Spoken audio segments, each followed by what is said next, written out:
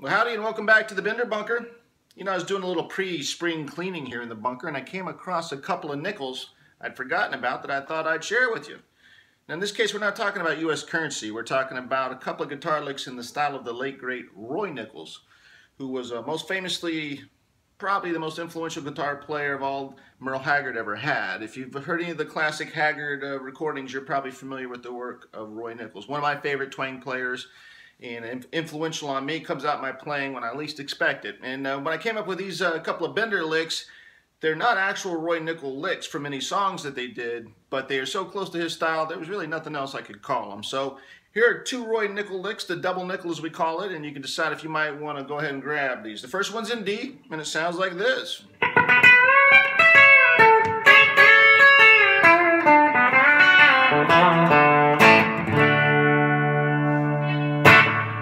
And then the second one is in G.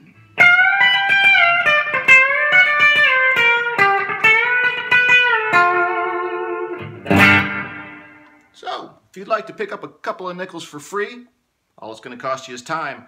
Go grab that Bender of yours, and let's get to it. All right, let's get this double nickel party started with the first nickel. This is going to be in the key of D. We're going to be up here on the 12th fret. Take your index finger and just go ahead and bar those top two strings on the 12th fret if you would. And this whole thing actually kicks off with what I like to call a dead string triplet. And now I'm doing that on the B string, and I'm killing it with the index finger. It just means I'm just not noting it. I'm just kind of holding enough to deaden the string. And of course, most of this picking is going to be right here on or behind the bridge pickup for maximum twang. So, we're doing the dead string triplet to start things off. Which, come to think of it, might not be a bad name for an indie band, the Dead String Triplets. I don't know, think it over. And then on what would be technically the fourth note is when we're actually going to hit the 12th fret on the B string and engage the bender. So keep the bender bent, and we're going to go up with our ring finger to the high E 15th, back to the still bent B, the high E 12th, which is being covered by the index finger, back to the B, except now we're going to let the B down on the bender, and then the G string 14. So,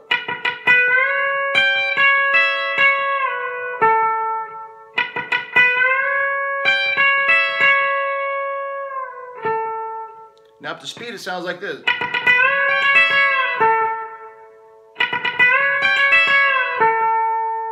Easy enough. So next thing we're doing is this little move. And what it is here, we're going to the high E on the 9th and the B string on the 8th. I've got my ring finger on the 9th and my index finger on the B string on the 8th. And we're doing a double 2 times on the bender, and when we get to that second time, we're keeping it bent. All right, so now we're still bent. We're going to hit the high E, the B string, letting it down, and then the G string on the 9th with a slight little waggle to it, and the G string 7th. So again, the 2 bends.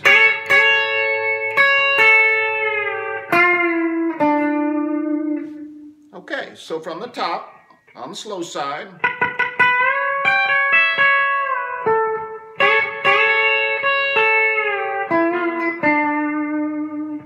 and with a little speed to it.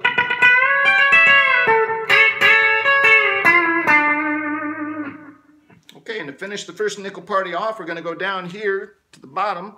We're going to do an open B string and then fret it on the first fret with our index finger. And when we fret it on the first fret, we're also hitting the bender. So it's, and while we're up there, we're grabbing the high E on the 2nd fret with our ring finger back to the B string that's still bent, letting it down though. So it's, and then we're going open D string, 2nd fret, little waggle, and then back to open D string.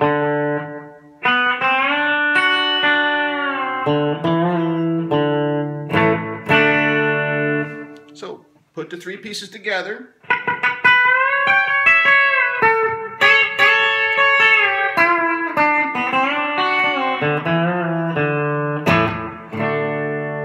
All right, easy enough. There's your first nickel.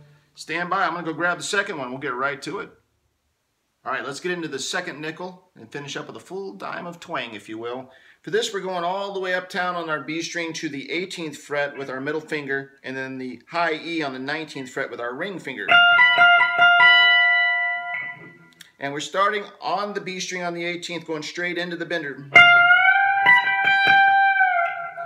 So the bender starts this, holds it, and then comes back down. So that's what we're going to work on first. So I'm hitting the B string on the 18th, bender, high E 19, coming back to the B. Then I'm doing my index fingers going down to the high E on the 15th, and because I still have the bender in place, I've got my 18th and my 15th frets on the two strings with the bender mixing the exact same key.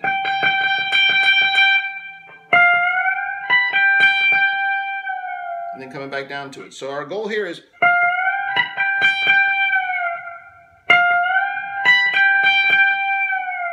and I guess technically, since these are the same key, you could come back to the 18th and go. My finger just likes to go the other way because we are going to resolve it then on the B string on the 15th, so my index finger's already down there.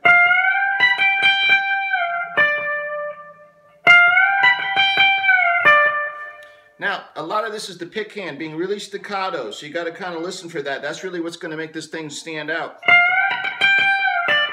Some of that's maybe not even full notes. Maybe it's half a note, a little bit of a picked dead string to give it that real staccato chicken picking sound.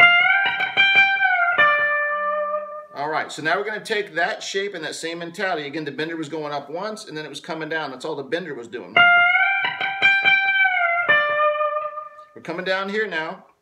Our middle finger is going to be on the B string 13th, and then our high is going to be the ring finger on the 14th. So this time we're doing the exact same thing we did here.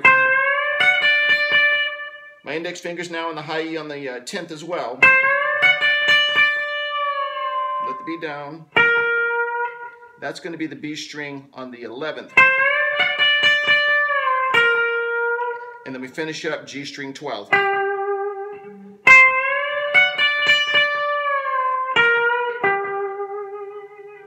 All right, so here we go.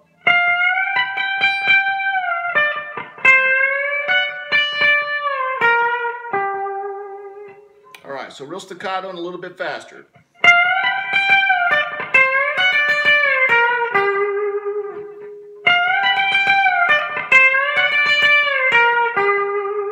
And this last part is,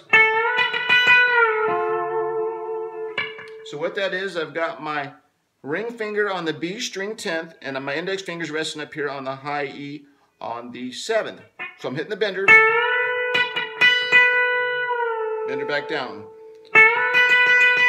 Again, by me having the bender, it's actually making these two strings the same key when the bender's up. So again, I'm doing that triplet kind of mentality once I get into it.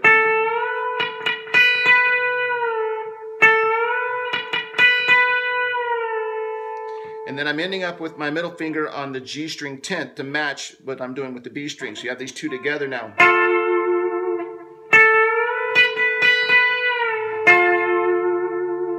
All right.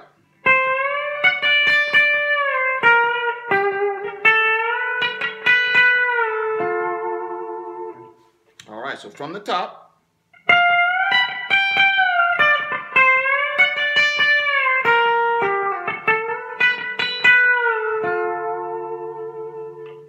This time a little bit more chicken picking and a little bit faster.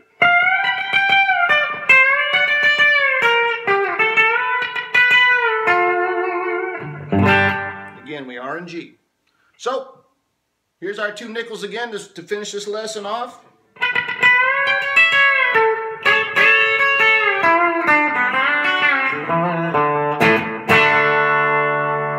And we follow that bad boy with what we just learned.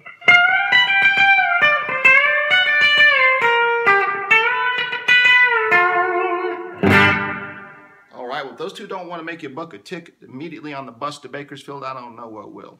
So I hope that works for you. I hope you get some of that twangy goodness that Roy Nichols always brought to his Telecaster. If you've got other Tele B-Bender friends, go ahead and share this with them. And you know my motto, if you're enjoying the ride, hit subscribe. There'll be a link at the end of this video if you're inclined to do so, I'd appreciate it.